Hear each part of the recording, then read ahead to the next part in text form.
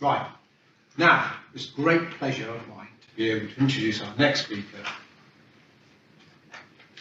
our party leader, Alek.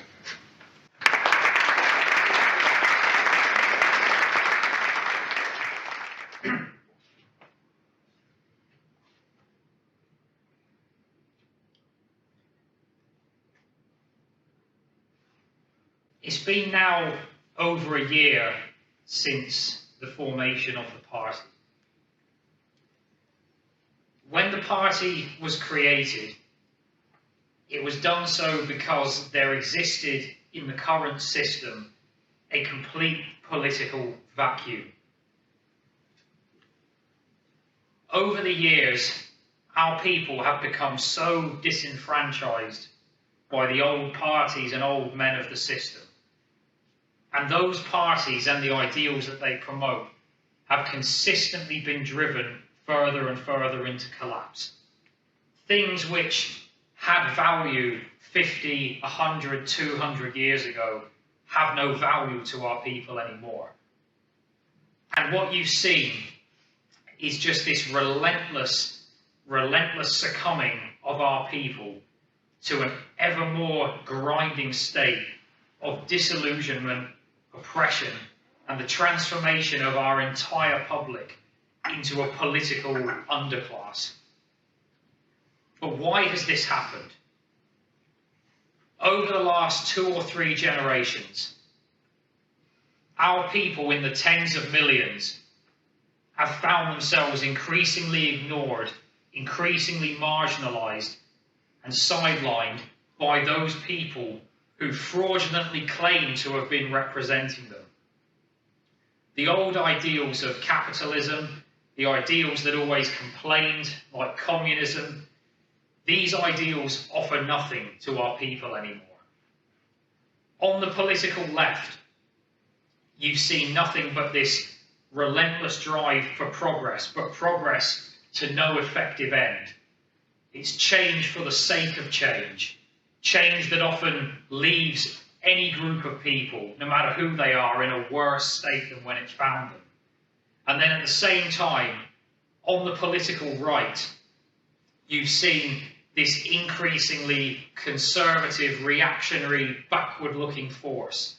In recent times, it's most epitomised by the Thatcherite idiocy of Reform UK and people like Nigel Farage, where it's not about building a country that is fit for the future or preparing our people for the next 100 or 1,000 years. It's about turning the clock back 100 years in time, oblivious to the fact that eventually the same issues will just materialise again and again and again. But why has this been done? Why would the old men of the system and the old parties of the system create this state for our people to be in? It comes down to 2 motives, and it is the 2 most banal motives that you could find in humanity. It comes down to, on the one hand, money, and on the second hand, power. It is about the accumulation of money, the stuffing of our people's wealth into the personal pockets of people like Kemi Badenoch, Keir Starmer, Nigel Farage, Edward Davey, and all of the minions that hide in the back rooms, that sit around in the rootless clique behind closed doors, reaching into those pockets for their own 30 pieces of silver. This is the way that the old parties of the system operate. And this is the way that they will continue to operate as the situation in Britain becomes more and more politically dire. What they've done to our people is nothing less than the waging of war. It's the waging of a war that is totally genocidal in scale. And they have waged war on our people in 3 distinct ways. First, they have waged war on our people politically, by taking away all of their options for speaking for themselves, by taking away all of their representation, by taking away genuine, dignified leaders and replacing them with brainless, heartless minions who serve no purpose other than to act as the Sheriff of Nottingham for the most demented King John ever to have lived. Secondly, they have waged war on our people economically. The wealth of this country has flowed out of our own borders and to the entire rest of the planet for at least 2 generations. It's found itself increasingly taken out of our own towns and cities and communities and found itself dumped into the banks of international finance or dumped into the bank accounts of rich foreign billionaires. Our people have been stripped economically, and this has been done in a very deliberate way in order to orchestrate their ruin. The third way that our people have been waged war on is racially. Over the past 50 to 100 years, this relentless creep of internationalism and Marxist dogma has sought to destroy our own people's sense of collective worth. It has made a point of injecting as much difference and diversity and damage to our cohesion within our own people. The objective is to keep our people as fragmentized individuals where they can be easily controlled, they can be easily raped and pillaged. And our people have been waged war upon in these ways in equal measure by a corrupt system that is stuffed not with people but the living embodiment of demons. Do not underestimate how terrible this enemy is. Many people will look at the likes of Keir Starmer and will look at the events of the last few days with government ministers cycling like musical chairs, and they will incorrectly come to the conclusion that these people are incompetent. These people are very competent, but the objective that they are competent at is only one of murder, rape and destruction. They are not competent at the actual business of government because government was never their business to begin with. Their business was to totally destroy and pillage our people for their own personal gain and for the gain of their own paymasters who hide behind them in the shadows. That is the objective, and it is an objective that they are very, very good at. Do not underestimate this enemy. It would be the last and most fatal mistake that our people could make. Our enemy is organised. Our enemy is equipped. Our enemy, at present, can mobilise people in a way that we can't. Our enemy's minions, whether because they are paid or because they truly do believe in what they're doing, they are committed people. We are waging war on an enemy that genuinely is playing to win. And the only way that we can defeat that enemy is by applying ourselves with the same level of fanaticism and the same level of ruthless belief in our own victory and the same level of devotion to our own ideals. Where is the great wealth of Britain? It's easy to talk about our people being stripped and pillaged, but where is the wealth of Britain? The great wealth of this nation is not to be found in coins, it's not to be found in banks. The great wealth of this nation is in its people. The wealth of this nation is in the work and the blood of its people, and it has always been this way. This nation wasn't built by stacks and stacks of banknotes. This nation was built through centuries and millennia of hard and relentless work.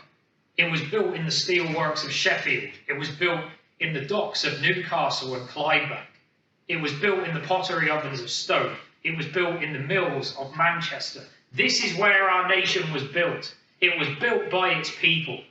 And its people will not give it up without a fight. Because whilst to our enemies, we are just these economic units that exist just as numbers on a balance, to us, this country is everything. Its people are everything. The people around us are our own kin. We don't live or die as individuals. We live or die as a people.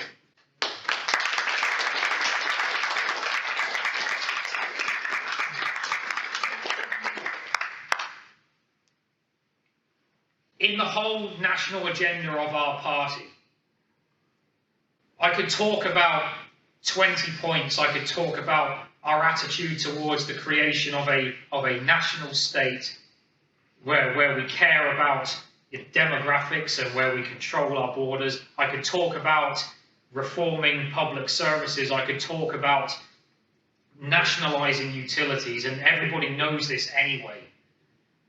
But the fundamental principle that we need to apply to actually realise this national agenda comes down to one thing. It is work. It is to find within ourselves that same drive and that same spirit for relentless work that our fathers and forefathers found. Because Britain was not given to them by an act of God. It was not given to them by some divine intervention. It wasn't wished into existence. It was willed into existence. Everything that we do, from a meeting like this, to the creation of this party, to even the tiniest action that we do in our daily lives to advance our national agenda, every single part of it is a monumental act of will. We can will our people to have a future in the same way that a year ago this party was willed into existence by the people that support it, by the people that have worked for it, and by the people that have made it. It is not a party that is just a name on a piece of paper. It is a genuine cause with a genuine set of ideals. A set of ideals that to us means absolutely everything. The success or failure of this party is dependent solely on the work of its members and the work of its people. It is dependent on our ability to give our people, not the people in this room, but the people out there, something to live for and something to work for.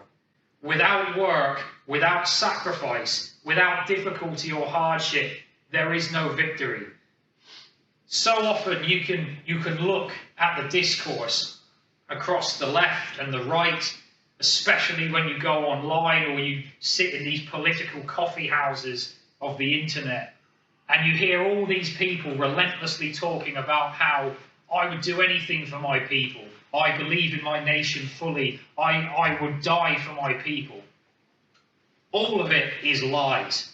Because as soon as you put those beliefs to the test, as soon as you find the people with loud mouths and small brains and you give them a chance to actually back up their words with actions, they never can. The only people that back up their words with actions are people like you and people like our party. That is what is worth going forward. Our people have no use for grand political theories anymore. What they actually need is practical, serious political action. There is no intellectual dossier, there is no manifesto that on its own means anything. The only thing that will actually save our people is this relentless drive for work. The Britannia of tomorrow, the nation that we seek to build, through the rebirthing of our own country from the ruin that it finds itself in, it will be a Britannia that is not draped in flags or draped in a cloak, and that's the end of it. It will be a Britannia with a rifle in one hand and a shovel in the other hand, because on the one hand, it is a relentless desire to love our people and the willingness to do anything to the enemies of our country. And on the other hand, with that shovel, it is this relentless drive for ruthless, determined, and genuine hard work.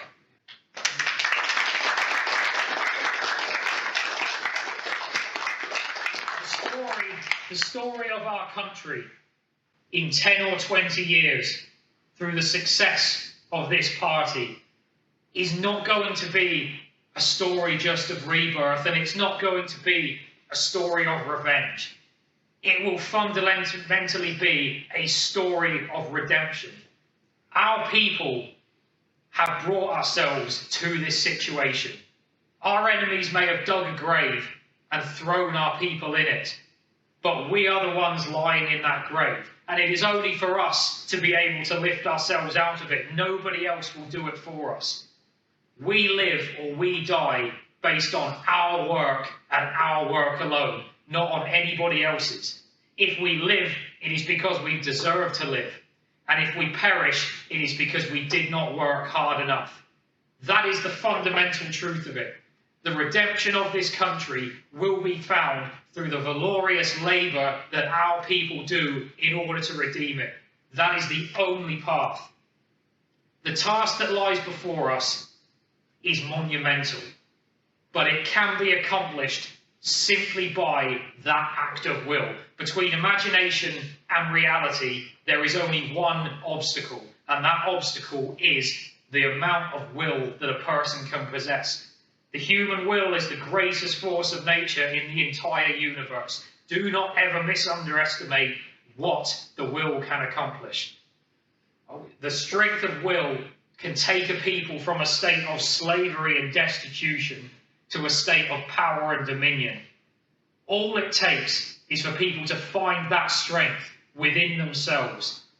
People can motivate them, people can teach them, people can show them the tools and put the tools in their hand. But it is down to them to do something with those tools. Our enemies of today, the left, the right, the communists, the capitalists, our enemies of today look at our people as a people that are in their sunset.